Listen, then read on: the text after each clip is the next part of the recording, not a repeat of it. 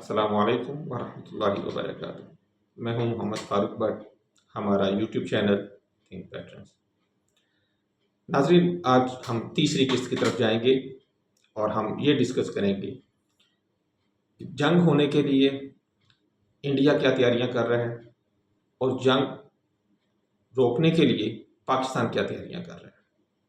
जंग करने के लिए इंडिया क्या तैयारियां कर रहा है, जंग रोकने के लिए पाकिस्तान क्या तैयारियां कर रहा है और ये जंग कब तक होने का खदशा है। हम कोशिश करेंगे कि इस टॉपिक को हम आज ही समेट दें। हमारे पास 10 से 12 मिनट होते हैं। कोशिश करेंगे कि जल्दी जल्दी इन तमाम चीज़ों को हम समेट लें ताकि हम नेक्स्ट टॉपिक की तरफ बढ़ें। हम अपने टॉपिक की तरफ स्टार्ट करते हैं कि इंडिया क्या तैयारियां कर रहा है। देखिए, इंडिया ने ऑपरेशन बंदर किया 2019 में, जैसे मैंने पहले बताया सॉरी, और 2025 में ऑपरेशन सिंदूर किया।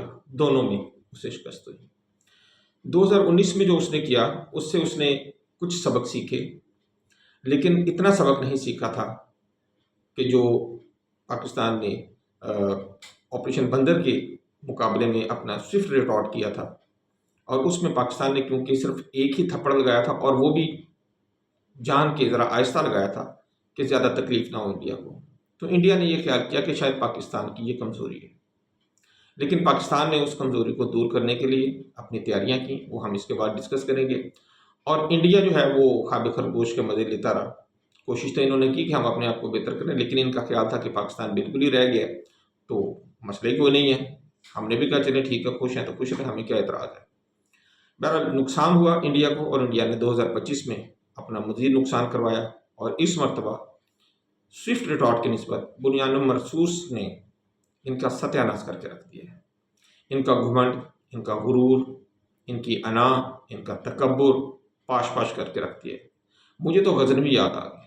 महमूद गजनवी ने जो सोमनाथ का मंदिर तबाह किया था, इस मरतबा पाकिस्तान ने इंडिया के साथ वही सलूक किया।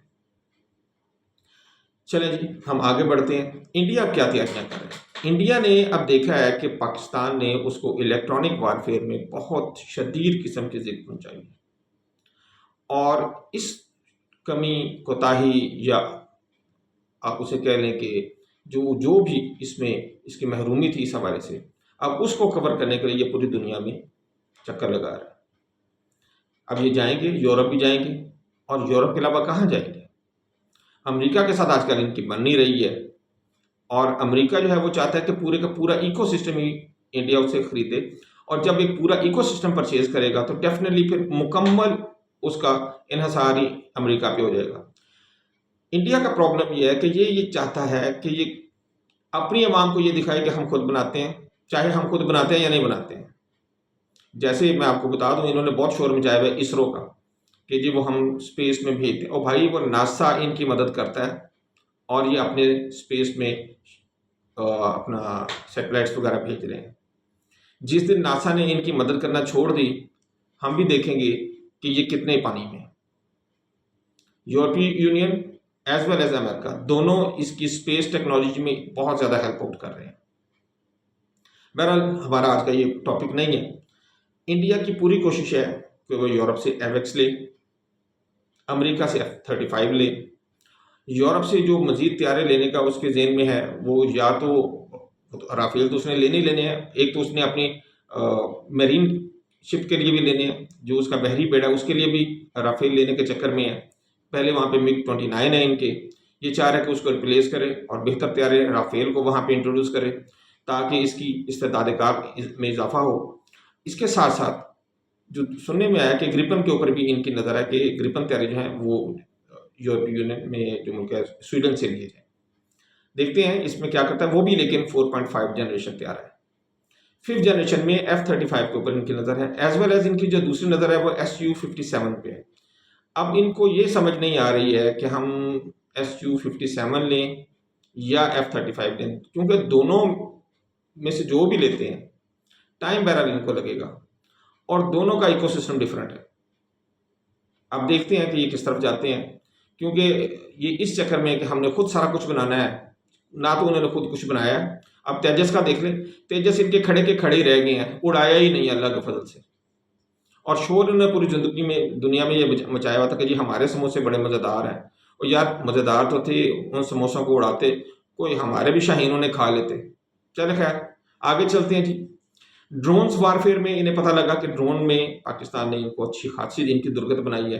तो अब इनका सारा इन्हिसार पहले मेन जो था वो था इसराइल पे, लेकिन अब ये बहुत सारे दूसरे ममालिक के साथ भी राब्ते में है अपने ड्रोन्स के हवाले से।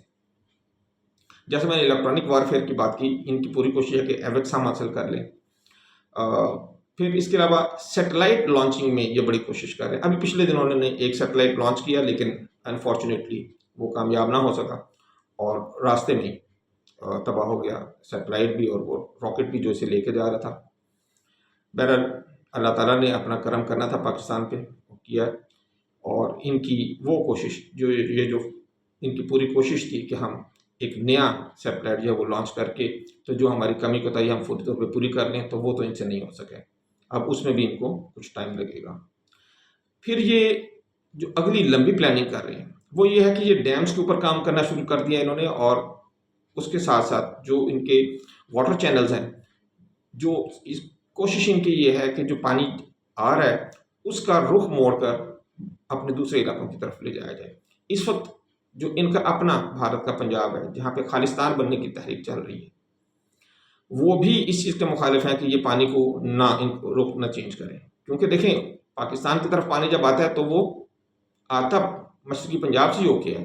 तो जब ये मशरकी पंजाब में पानी नहीं आने देंगे तो ज़ाहिर है उनकी ज़मीनों को भी पानी का प्रॉब्लम होगा, पाकिस्तान को तो होना ही होना है।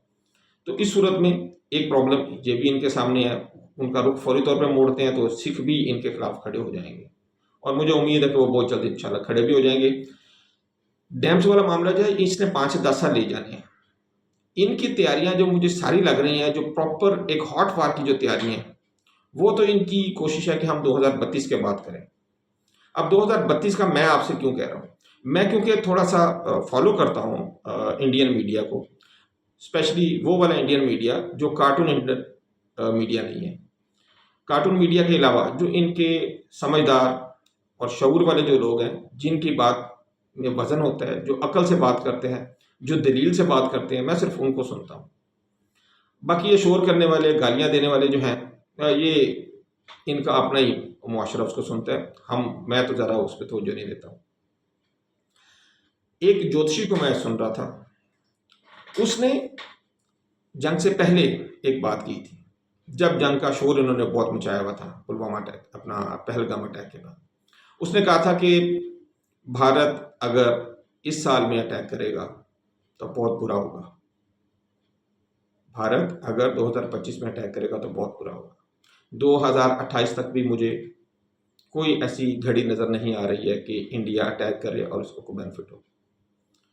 आखिर उसने ये बताया कि 2032 से पहले तो किसी सूरत मुमकिन नहीं है। अब वो मुख्तलिफ सितारों का हवाल बता रहा था कि ये सितारा इधर जाता है तो वो उधर जाता है, ये ऐसे होता है। और ज़ाहिर है ये चीज़ें मुझे तो समझ नहीं आती हैं, ना मैं इतना कोई इंटरेस्ट लेता हूँ इन चीज़ों में, और बीइंग मुस्लिम हमारा इन पे इतना बिलीव भी नहीं है। लेकिन मैं ये आपको बता रहा हूँ कि 2032 में इनके जो बहुत बड़े बड़े ज्योतिषी हैं, जो कुंडलियाँ वगैरह निकालने वाले हैं, जो सारा कुछ ये करते हैं, क्योंकि इनका बहुत सारा इन्हिसार होता है इस चीज़ के ऊपर। इन्होंने कोई भी काम करना है वो बगैर ज्योतिषियों के नहीं करते हैं।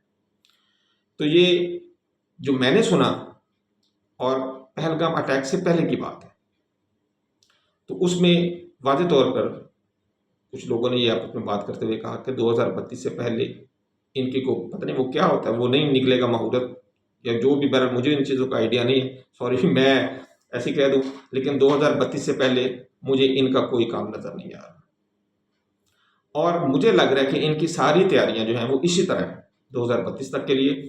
इस दौरान ये छोटी मोटी झड़प करने के चक्कर में नजर आ रहे हैं कि अपनी आवाम को इस चक्कर में हम डाली रखें कि अब हम अगर करेंगे, अब हम ये करेंगे, अब हम वो करेंगे, कोई छोटा मोटा इस चक्कर चलाने के चक्कर में रहेंगे। 2032 तक 2 या 3 दफ़ा पाकिस्तान और इनकी मुठभेड़ होने की उम्मीद है, और इन्हें पूरा पता है कि पाकिस्तान क्योंकि पूरी वॉर में नहीं जाना चाहता, तो हम भी थोड़ी मोटी छेड़छाड़ करके तो हम जो है वो अपनी आवाम को खुश कर लेंगे।